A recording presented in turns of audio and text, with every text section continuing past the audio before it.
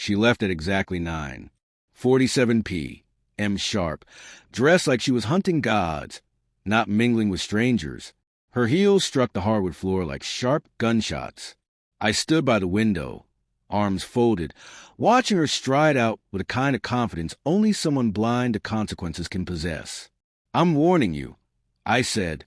"If you go to that party, don't come back here expecting this to be home." She paused, hand on the doorknob, eyes heavy with boredom. "Who the hell are you to tell me what to do?" she sneered, smirking as if I were a joke. "I'm a free woman.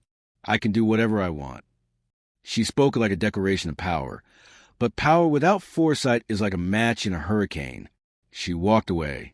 We met back when she was still finding herself, before the lashes, the perfume, and a carefully chosen circle of friends. Back then, her laughter was genuine, and her apologies were sincere. I wasn't perfect, but I was there. I gave her the quiet she claimed to crave, a space where she could feel understood instead of judged. We had small rituals, midnight coffees, aimless Sunday drives with no destination. There was once love, deep and stubborn, but love like that is fragile. She stopped wanting to be vulnerable. Instead, she started performing, for friends, for attention, for digital applause. Nights stretched longer. Her texts grew shorter. She stopped saying goodnight. That was the first red flag. Not loud, not angry, just absence. I should have noticed sooner. The real betrayal wasn't the party. It was everything before. The lies, the changed passwords, the sudden hush whenever I entered a room. Her phone on Do Not Disturb, lighting up only when she thought I wasn't looking. One night, I opened her laptop. She left her email logged in. Not carelessness, just confidence I wouldn't check. There it was, a thread of messages with him, photos, an audio clip of her whispering something I wasn't meant to hear. He's boring but stable. I need stable, until I don't. I read that line twice. Then again, I didn't get angry. Not right away. That was what scared me. I became methodical. Step 1, documentation. I mirrored her phone, an old IT trick I still remembered. I saved everything. Texts, photos, voice memos. A digital map of every lie. Step 2, timing. I didn't confront her. That's what she would expect. A scene. Raised voices. Maybe forgiveness if she cried enough. No, I gave her peace. Pretended nothing had changed.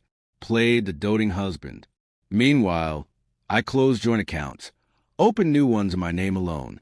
Quietly spoke to a lawyer. Learn about laws on marital assets, digital infidelity, and how judges interpret evidence. Step 3, patience.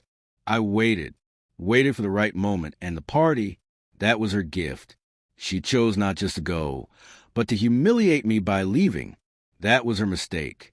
The party was at a downtown loft, loud, pretentious. Just her style. I didn't go. Didn't need to. I had everything I required. While she was drunk, dancing in someone else's arms, the locksmith was changing every lock. Her clothes were already boxed. Makeup, shoes, the random trinkets she cherished, all gone, donated, not thrown out. That mattered. I wanted nothing of hers left behind. Her key no longer worked. Her codes didn't either. The cameras captured the number. She called when she stood on the porch at 3:17 a.m. Mascara running, voice trembling. The call didn't even ring through. I'd blocked her. I watched from the upstairs window. She screamed into the night, kicked the door, cried. Then I went to bed. The next day, she showed up at my workplace. "Are you insane?" she hissed in the parking lot. "You can't do this." I looked at her like she was a stranger, because she was. "You did this." I handed her an envelope. Inside were divorce papers, photos, transcripts, a breakdown of every expense traced to her affair, evidence. And the final piece, a printed email from him breaking things off after I anonymously sent him her call logs, social media messages, even our wedding video. He had a fiancée. Turns out he left her, blocked her, burned her number. The look on her face, that was a payoff. She tried to fight it, claimed emotional abuse. Her lawyer was decent, but mine was better. Everything was airtight. Every withdrawal on the joint card for her rendezvous was documented, receipts cataloged with dates and times. Enough to ensure she walked away with nothing but a name she no longer deserved. She texted me once more, one word. Why? I didn't reply. Because the truth was simple. I loved her once. Enough to ignore the warning signs, enough to believe the lies, enough to lose pieces of myself hoping she'd find hers. But love can't survive contempt. And betrayal isn't a wound. It's a transformation. She made me into this. Precise, patient, cold, free. Now the house is quiet again. No perfume trails, no phantom laughter. Just a hum of silence I once feared, but now welcome. This isn't loneliness.